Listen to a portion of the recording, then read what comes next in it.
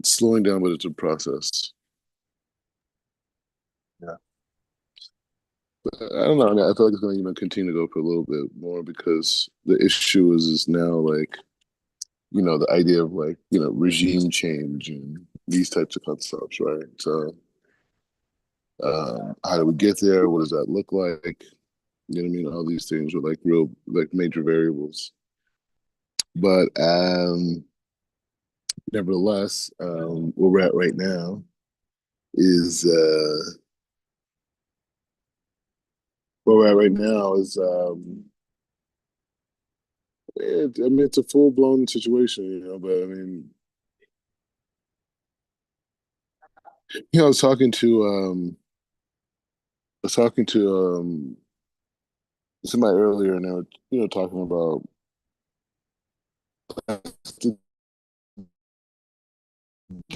difference between kind of like where I was at before. I mean, like a lot of my thought processes. Like, I felt like, see, the challenge is when you want to connect, like when you want to talk about the African American narrative, right?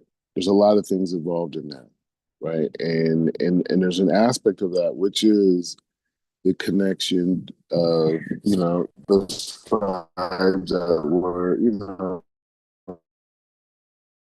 Israelite tribes, and the thing is that when you get into that discourse, the problem is that all those terms, all those ideas were great.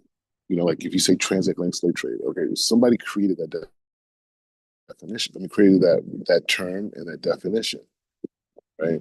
Or that phrase, that phraseology, whatever, right? Or if you talk about black, or if you talk about African American, or if you talk about, you know, um, any of these things that we're kind of like piecing together and saying like, hey, see how it kind of connects.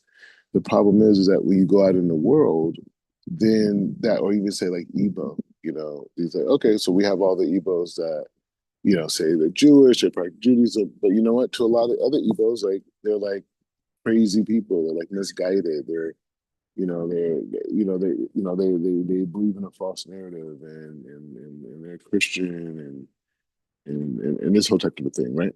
So you have that, right? So it's like, you know, when you go out and you go into a position where you're going to face a lot of opposition, you really have to weigh things out, right? And you have to really think about like what's going on. And so the conclusion I came to, and a lot of this was like around Shabbat, it was during the Omer, is realizing like really the only conversation really is about the neshama. And you hear me say it more vocally, but I'm giving the reasoning behind it. It's really about the neshama, and so because why? Because see, the neshama conversation, it changes the whole dialogue, because now what we're saying is we're saying like, hey, it's a new soul. So they pretended it doesn't exist in all types of forms of education, right? And then by doing that, and you not even knowing that you have a soul and how it functions, you're gonna only see yourself on externalities, and these externalities don't have definitions, right? Because there's no unified externality. By definition, externalities are going to be different. So the fact that there's different, so the fact that there's differences in the externalities, right, means that any general definition, right, any general definition of anything like that is, in essence, any general definition is can only be contrived, can only be man made, right? Like if a person says, like say the term black, right? Okay, so you have the term black, but what does that mean? Like, is it a definition of people? Is it, I mean, if it's a definition of people, what is the premise of these people being black? Is it their skin tone? Is it because of geographic? Like, what is the basis of it, right? And whoever decided to call these people black can change that definition. So if you came and said, because I'm black, I deserve this, this, and this, and they'd be like, well, no, that's not what it means, or you can't say that because of this, right? Or if you say I'm a descendant of Igbos, oh well, it doesn't mean that. I have all these Igbo professors that say that's not the case. Sorry, just misguided. Or oh, I'm Israelite. Okay, well, the people who control, like who are Israelites or not, they don't agree with you. No, but I have people that do agree with you. Who do agree with me. I know, but there's small people compared to the people that don't agree with you, right? And so now you're in that situation. You can't win. It's designed for you not to win. As soon as you use secular definitions as a basis of argument, you already lost. Why? Because the basis of those definitions is that. Like if we have something inside of the Torah and we develop a set of like definitions from that perspective, right? If we develop things from the Torah definitions based off of the Torah, so then we have to go to those sources and see like those definitions themselves. You can't change what definitions mean. You know what I'm saying? You can't change what's being emphasized by God, right? So when we come to conclusions, or that when we the language that we use to describe things is the language that has had a tradition of having an exact set of definitions, right? We have words, configuration of letters that have specific sounds and specific meanings, right? So when I use that same definition in 2025,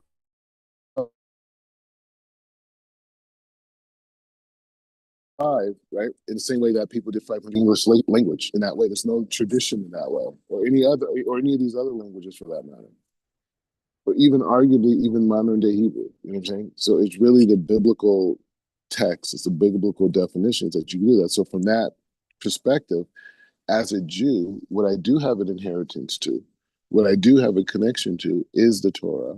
And then from that perspective, I can use those definitions and those definitions alone to articulate the solutions to improve society, right? And anything other than that, is a compromise, right? So so with that being said, so that's when entering the conversation about the neshama is so important, right? Because when you start with the neshama and the dynamic of the neshama and the different, the role of the neshama, and and then you have to talk about the role of the creator, and then you have to talk about the role of the creator and the neshama together, and then now the purpose starts to unfold of what creation is all about. And when we see what the purpose of creation is all about, then we can look at what we're doing currently with a new critique, like, well, how does that fit into my ultimate expansion, my ultimate growth? Like, how does it fit into that, right? And so,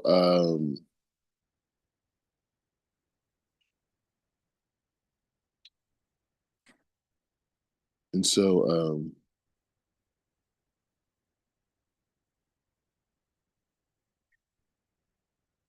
yeah, so that's why I have kind of like a different, perspective on how I'm addressing that, because in this other way, like it's a no-win situation for me. You know what I'm saying? Like it's a no-win situation for me. So you come in, then it's African American. So you could talk about it to a degree, and you do that, but then you have to start becoming sensationalist. You know what I'm saying? And then you have to start, coming up with theories on your own, and you know what I'm saying? And it's just like you don't want to go down that rabbit hole. But what you can say is that the idea does exist, right? But what's more important than the idea that exists is the premise of the spiritual system that we're all talking about, right? So, anyway, so with that being said, um, let's go into this continuation Hashem. And the thing that's so interesting about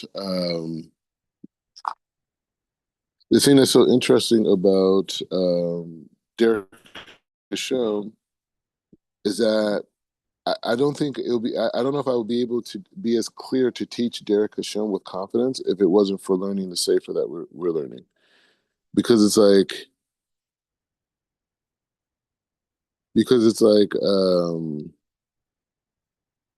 he's so technical in his Sefer, and it's like in a lot of the way that he writes, it's like it's not like he's making exact points like he is in this Sefer, So it's just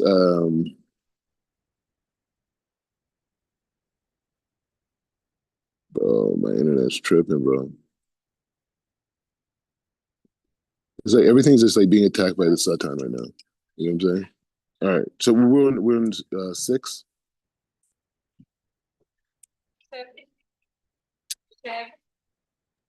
All right. Yeah, we're in six. Yeah, we're in six. Okay.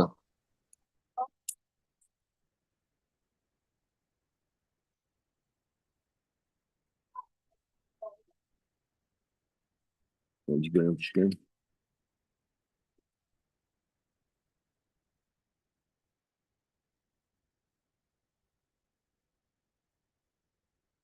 Okay. You here with me? You hear me?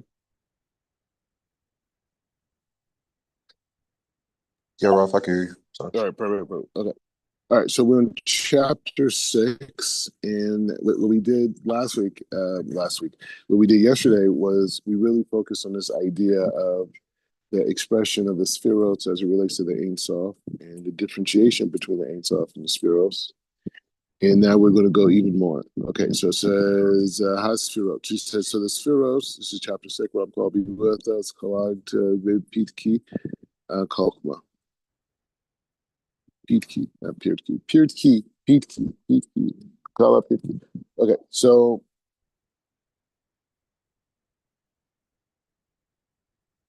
Okay, so it says, Kol Sphira Hayi, Midah Achat, Mina Ha Midot Shel.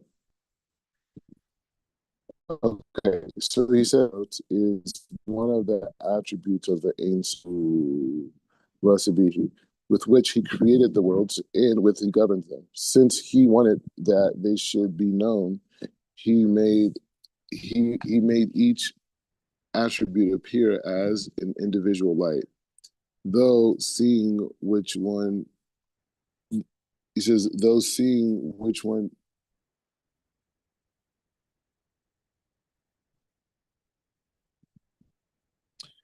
Sorry, I just got distracted for a second. Okay, so anyway, so he said like this. So we just want to be like focused on what we're doing. So we're learning Torah, we're connecting to the world of absolutes. Learning Torah is fulfilling all the mitzvahs of the Torah. So all of the limbs of our body are being filled with light. Spiritual limbs and our physical limbs. We're making a union with the Shekhinah. Okay, all right. So okay, so it says called Sphira Mida. So he says each Sphira is one of the attributes of the Ein Sof, blessed be he, with which he created the worlds, and with them he governs them. Okay, so each Sphira is an attribute of the endless world. Okay, so there's a connection there, right? Since he wanted that they should be known, he made each appear as an individual light through seeing which may one through seeing which one may understand that attribute. When one sees the movement of the light, one understands the influence of the corresponding attribute on the government of the worlds at the time. Okay, wait. Just once more. He says when seeing, he says when he says when one sees the movements of the light, one understands of the correspondence on that government at that time.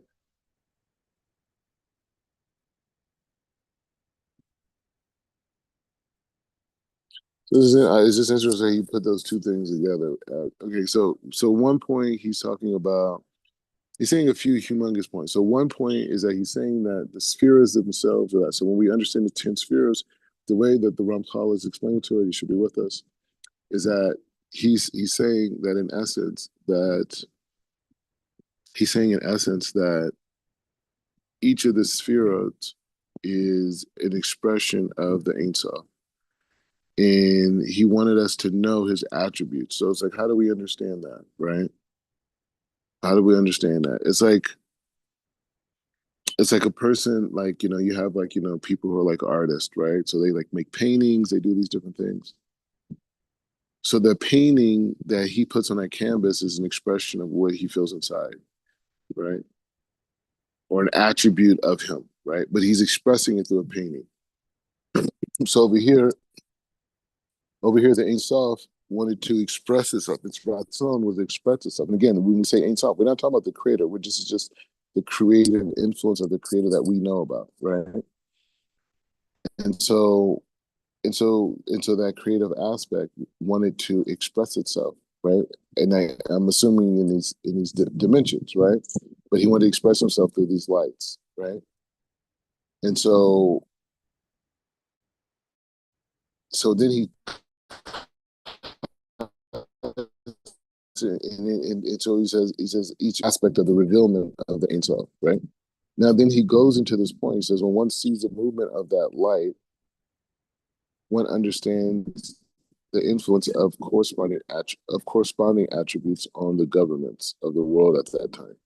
So I guess you could say like maybe you could look at it from the standpoint and say like, hey, you know what? Um, you have uh, you have these different expressions of light, right?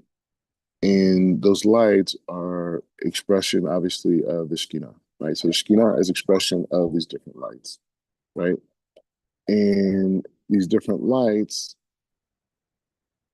that connect to the Shekhinah, is also the physical design of the world is also expression of these lights, right? Because everything from the Ein Sof came into the frame of these spheres, right? And in the frame of these spheres, right? In this frame of these spheres, these different lights that the endless world wanted to make known is an expression of all the physical creation, right? So all the physical creation is a reflection of these various different lights, right? And so I guess he's saying that when you understand how these different how the astrological movements are expressing different aspects of these lights at different times in history, you can see why some governments or nations rise and some nations fall. Okay, he says Achrei Sheida'anu Hasfirot Mehem or Ha'orot. So he says having learned. So I'm assuming the small stuff is someone's commentary. She says, having learned that the spheros are lights or radiance, he says, we must now know what these radiants are. Okay, so we now have expressed that these different things are different forms of lights, and these different forms of lights that are expressing of this in this world is what we call the spheros. How does it work? Halaki veha me'or hazeh that this proposition has two parts. One, each sphere is one is each sphere is one attribute, as this explains what is visible. Two, that since he wanted that they should be known, this explains how that which is visible is perceived. Okay, so one part is that he's explaining that the different attributes of the sphere. The number two is he wants to show that he wanted that they should be known. That that these ideas that it should reveal. We'll see what he means, right? He says kol sphera hayeya mida. So he says because okay, so he says here is a sphere. He says part one is sphere. He says each sphere is one of the attributes, right? He says each attribute. He says mida measure quality trait is one part of his will, namely one of his powers. He says, we may understand this by analogy. The body is composed of many different limbs, and some who see, he said, and someone who sees the body sees these limbs. On the other hand, parts of the soul are not limbs, but powers. These powers are the various faculties of the soul, such as memory, imagination, feeling. That's a very interesting point. So he's saying that he's talking about the different faculties of the soul, right? And so he's saying one of the faculties of the soul is memory, imagination, and feeling. So these are all expressions of the soul. It's a very important thing. Someone who sees them with spiritual vision sees various powers. Similarly, when one sees what is possible to see of the supreme will, he the supreme will, what he sees are the powers of that will. Each sphere is one of the attributes in the same sense of being unique and separate. It is the revelation of his power as separate attributes that distinguish God's chosen way of acting through the spheroids from his eccentric omnipresence in which he brings everything about through his unity, all encompassing power. Okay, so that was that he used a lot of punches. Okay. So so let's go through this. Okay, so each sphere is expressing a various power, right? A various energy, a various quality, a various trait. Here they're using the word mida, attribute, right? And so they're using the body as an analogy. So the body has different parts, and someone who sees the body, you know, he says someone who without spiritual lenses would see the body and and on the other hand, parts of the souls, it's just okay. Jesus, okay, the body. He says the body is composed of many different limbs, and someone who sees the body sees these limbs. On the other hand, the parts of the soul are not limbs but powers. These powers include faculties such as faculties of the soul, such as memory, imagination, feeling. Someone who sees them with spiritual vision sees a variety of different powers. Similarly, when one sees what is possible to see of the supreme will, what he sees are the powers of that will. So he's saying like, and I saying like that, like, we have a neshama, and our neshama is what powers the body. He's saying that similarly, when one sees what is possible, he says someone who sees, he says someone who sees them with spiritual vision sees the various powers. Right. So being able to see that the differentiation between the internal person and the external person. Similarly, when one sees what it is possible to see of the supreme will, what he sees are the powers of that will. So when we like, I mean, so what I'm, so like this idea of like what we're seeing, what we see around us is an expression of this power, right? So even the aspect of the spheroids, right? It's like the aspects that is visible, right? Which is the spheroids is concealing what? The Ein Sof, right? So in the same way that aspect of the Ein Sof being concealed and the revealed part being the spheroids is the same way like how the body is powered by this inner aspect of the soul, and then the body is empowered by this inner aspect of the soul in connection with the body, right? And so he says each spheroid has one of the attributes. He says, so he's saying, so in that expression of the internal being expressed physical, this each it being broken into spheroids allows us to understand the different measurements of what's being expressed from this world that is concealed. He says each sphere is one attribute, one in the sense of being unique and separate. It is revealed of his power as separate attributes that distinguishes God's chosen way of acting through the spheroids from his eccentric omnipresence in which he brings everything about through the all-encompassing power. So it's important to kind of reflect a little bit back on the class we had earlier or yesterday, which was this aspect of like how Hashem reveals himself, right? And there's an aspect of saying that, when we think about if the purpose was for us to remove this bread of shame, right? And this bread of shame that we removed, is us receiving it and not having a sense of earning, right? And so Hashem had to create a reality where he gave us enough light to function, enough light to have hope, enough light to have inspiration, but not enough light for us to be fulfilled and satiated without making our own individual efforts to become connected to him, right? And so that and so that and so that dynamic is is what we're going through now, right? So the reality that we live in, why is Hashem's light concealed? Because if it was totally revealed, we would not be able to remove the bread of shame. Why do we have lacks? Why do we wake up with lacks? Because if we were fulfilled, we wouldn't have the ability to go out towards Hashem. Why do we have challenges? Because if we didn't have these challenges, we wouldn't be able to go towards Hashem.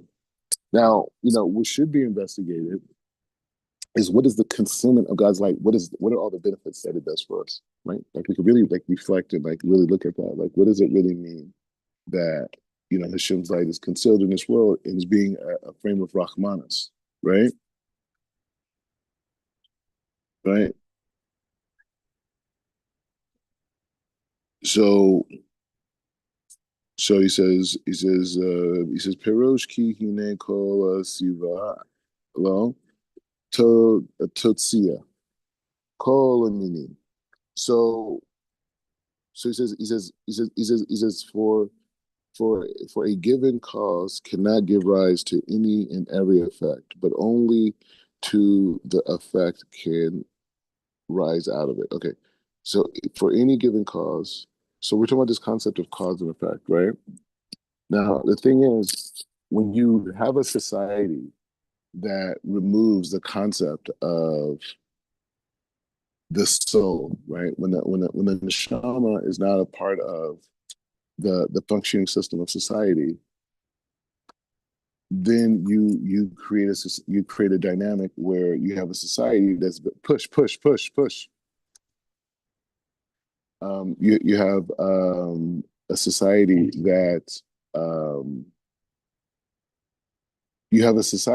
that doesn't see them, that the root of existence is not based around them, right? Because if I have a soul, that means that this soul came into this world for a specific reason, which means is that everything that this soul experiences for that reason, right? And as we know in our tradition, is to reach our ultimate perfection in this lifetime. So we have a system of halacha, we have a system of midot, we have a system of different days of the year, times of the year, what's kedusha, that we have to make ourselves available to receive,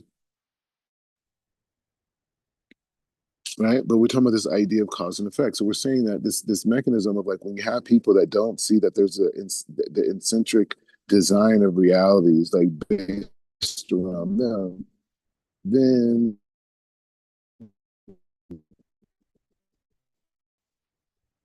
their perspective about what exactly is going on is it could be skewed, right? Because now it's not about uh, me as an individual. It's about me as a collective, right? And so whatever the collective decides is how I define myself, right? But versus if I have a unique mission, only I can define myself. There's no first place. So over here, we're saying that. So when you have a society like that, what happens is everything is based off of the effect.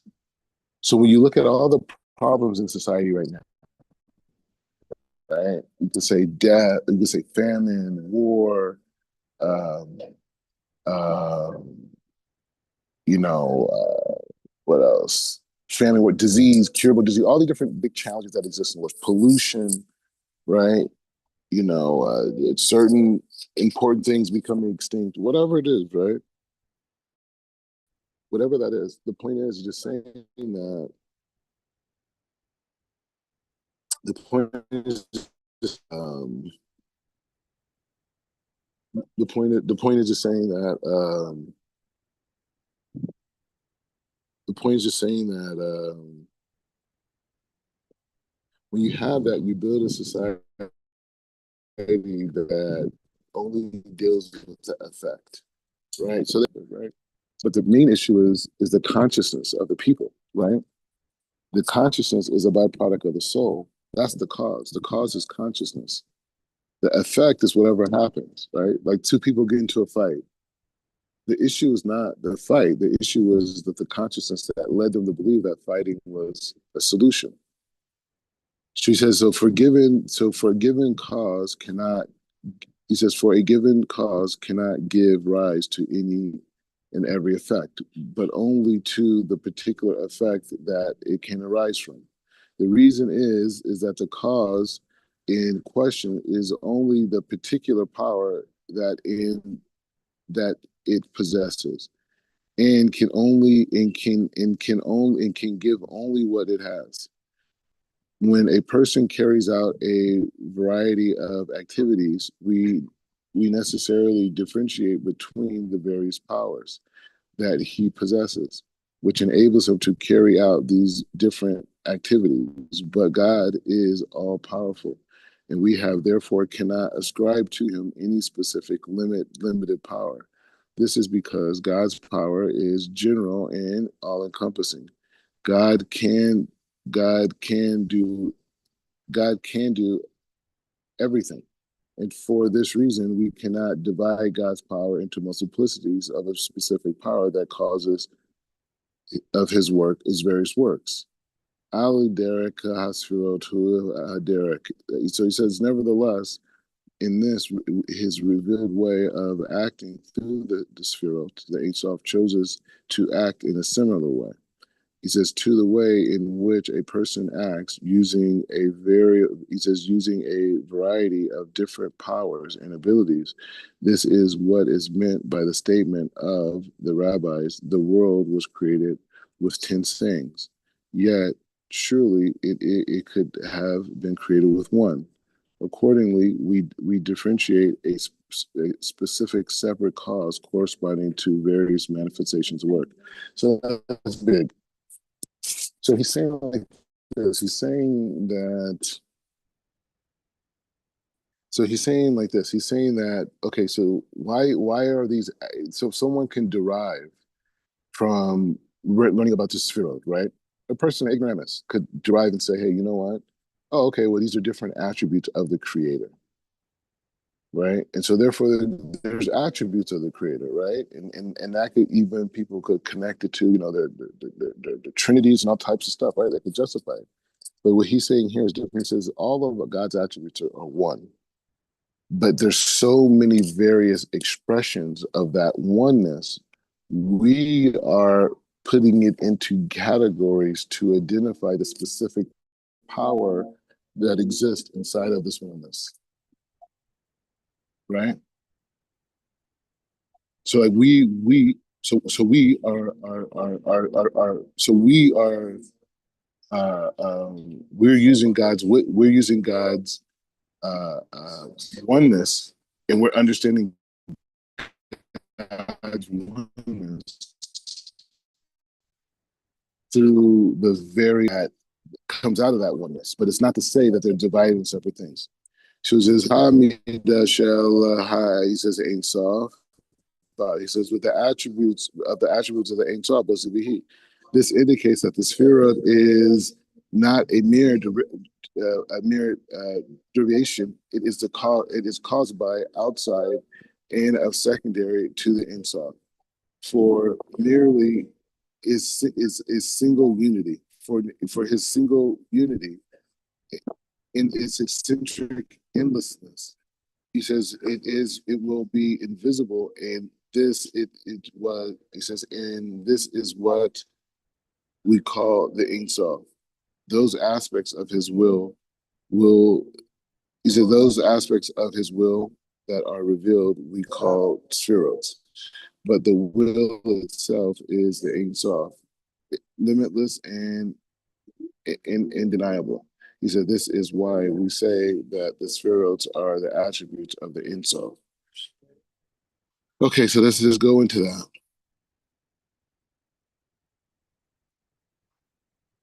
So that's big. So he's saying, in essence, the light of the Ein Sof is one, right? But within that will, there's all these different endless expressions of this oneness, right? And so he revealed to us, the Ein Sof revealed to us the spheros, because the spheros, because the spheros itself are expressions of all the various forms of will that the creator or the Ein Sof is expressing. Right? So we read again. So he said, this indicates that the spheros is not a mere derivative that is caused by an outside of this, outside of and secondary to the Ein Sof. So it's not something like It's not an outside entity. He says, for his will is a single unity. So the unity between the Ein Sof and the Spheros is one, right? He says, for his will is a single unity and it's eccentric limitless. He says, this will is in invisible and this is what is called the Ein Sof. He says those aspects of his will that are revealed are called the spheros. See that? So he's basically saying there's aspects of the Ein Sof that are revealed and concealed. And he's saying the aspects that is revealed are the spheros. And so the spheros are expressing the oneness of Hashem, but how this oneness has this infinite amount of expressions. He says, this is why we can say that the spheros are an attribute of the Ein Sof. He says, he says, okay, one could object.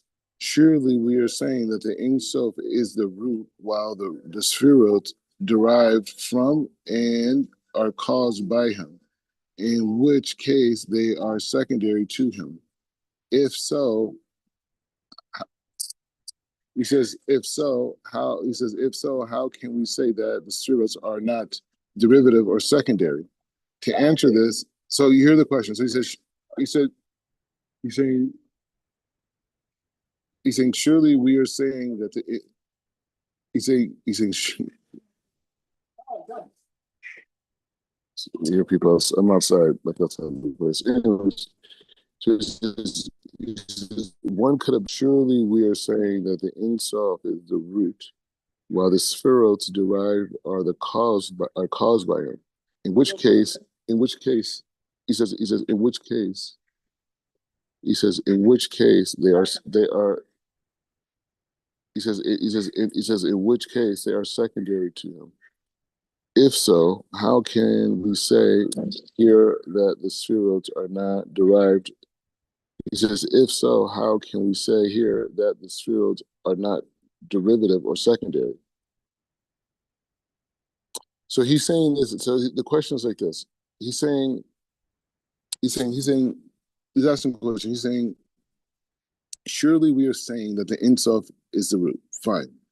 He says, while we're saying the spheros is a derivative from it.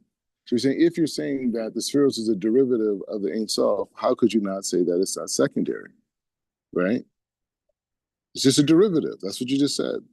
So he said, to answer this, it is necessary to understand in what sense the spheroids are derivative, and in the sense that they're not. And the spheroids are not derivative in the sense of being new, separate phenomena caused by the Ein Sof, which did not exist in him from the outset, and does not exist in him now, like separate bodies. For if they were the case, the spheroids would indeed be truly merely secondary.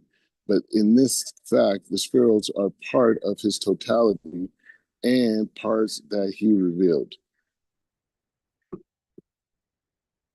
So I think that's kind of like self-explanatory, right? So it says,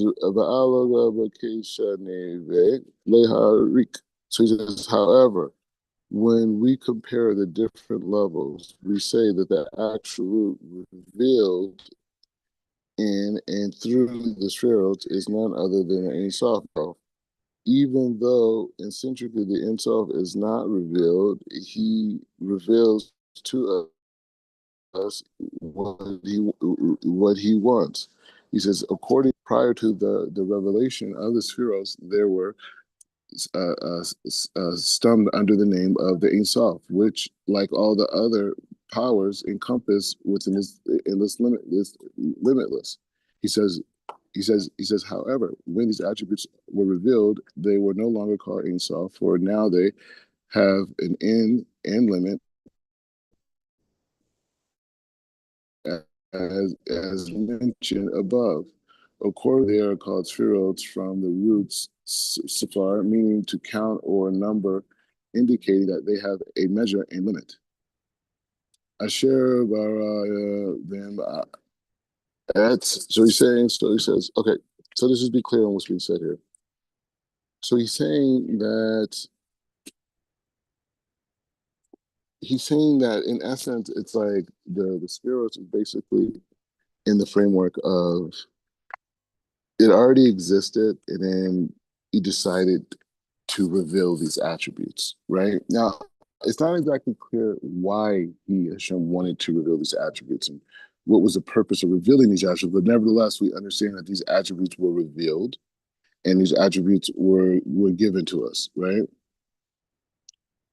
He said, accordingly, prior to the revelation of the spheres, they were subnamed, subsumed under the name of the Ein Sof, just like all the other powers encompassed. So they were in that place, right? So we're counting out. Okay, so I share. Okay, so he says like this. He says, with which he created the world. He says, in other words, right, why should these attributes be revealed and not others? He says, because these, okay, so he's saying if there's an endless amount of things that the creator could reveal, why just these particular spheres, right? What's so special about these? Why do you reveal these and not all the other endless things? He said, because here's the answer. He said, because these revealed powers relate to the lower realm, since it was through these powers that he created them and rules them. For even through the work of creation is complete, and the supervision of the lights over their branches has not ceased, and the spheros continue to function as at first. Okay, so the question is, why did God reveal these particular lights? Seemingly that there's many lights. So he said the answer is that the lights that God revealed to us through these spheres are lights that deal directly with the realm of reality that we're in, which are referring to as a lower realm, right? And so even though the work of creation is complete, the supervision of the lights over the branches did not cease, and the spheres continue as a function. Shiratsu no no the tot. He says, since he wanted that they should know, this too was conjugate upon his will. For although these powers exist within him, it was not eccentrically necessary that they should be able to perceive and apprehend except that what he wanted so. Right? So those so this is the thing. So the lights that are revealed or the lights that are connected are reality. That's what we need to know. Asa shechol midah ta'ala besod hour.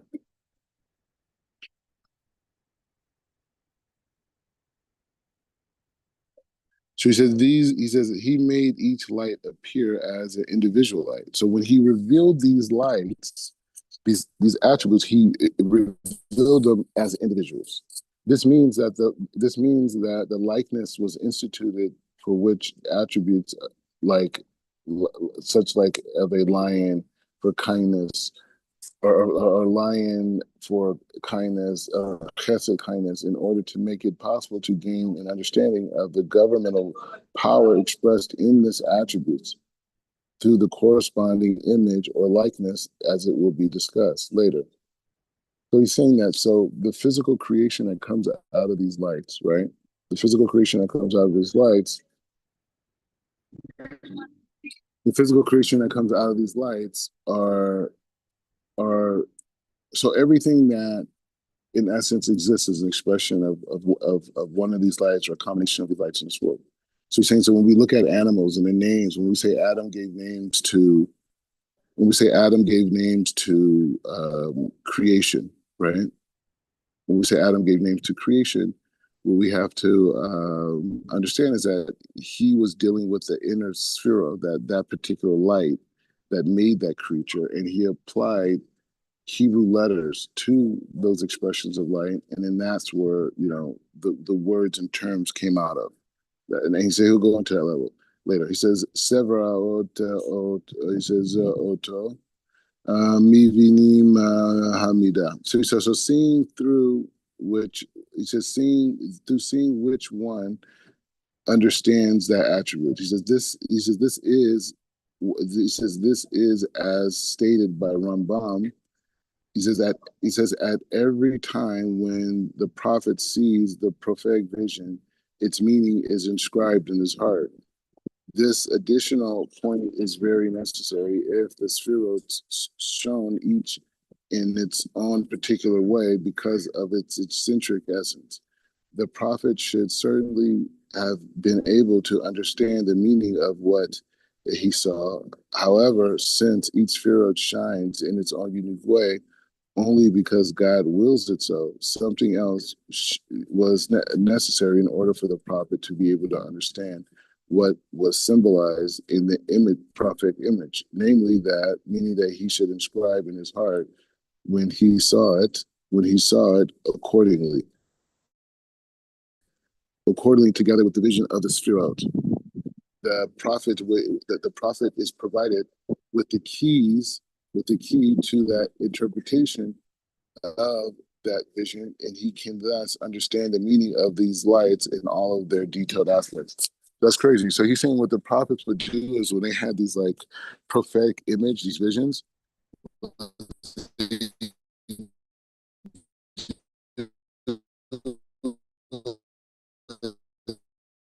they would take those images that influence that makes those things and compares it to those names. And then by comparing it to those names, they were able to see the eccentric energy that was being expressed. And then that's how the prophet was able to articulate, his dreams, right? So he says,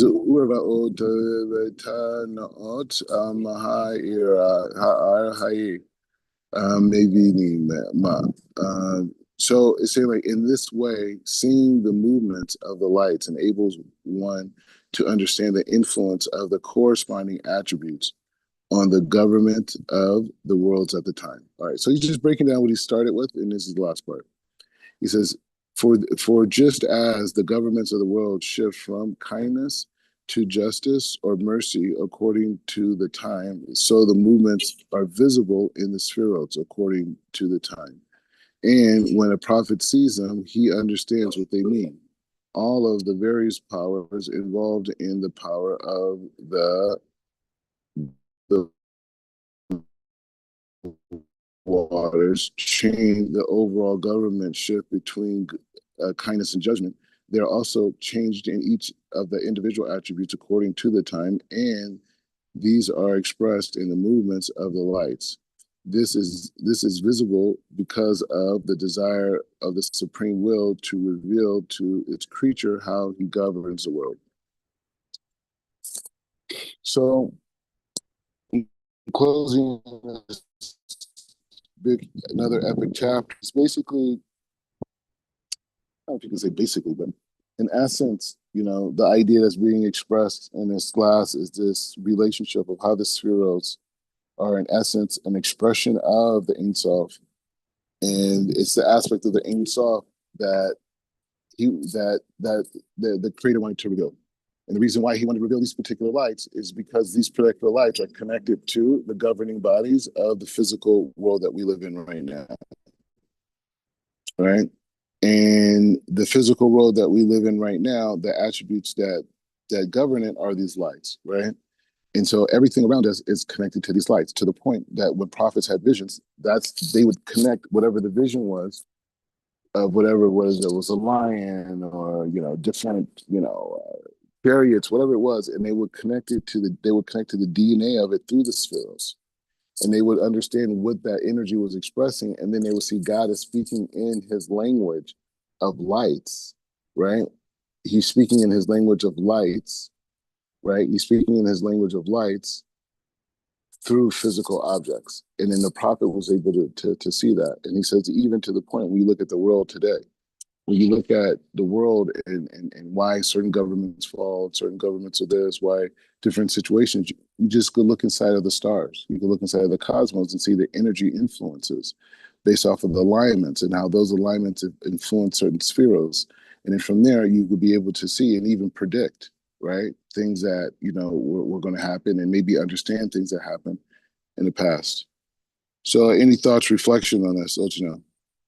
Yeah, Baruch Hashem. It's amazing how the prophets, their prophecy wasn't, external, it was internal. Like they had to connect from within to see whatever vision that Hashem was trying to show them. Like it was starting their imagination. Rabbi R.A. Kaplan has a sefer, meditations in the Bible, and he kind of goes through this whole, um, understanding of how prophets would take on prophecy, like how it starts, and it's pretty amazing. And he cites all the sources, from the Zohar to Midrash. He goes through it all. But it always struck me as this saying, the Shir of the Ramchal, is that it started from within. So it's not an external thing. It's not like the prophet would see something outside of himself and he's perceiving it and trying to make sense of it. It's like it started within him.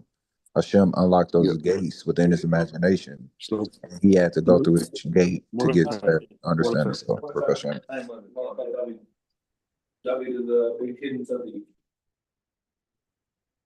okay, so this in the share here.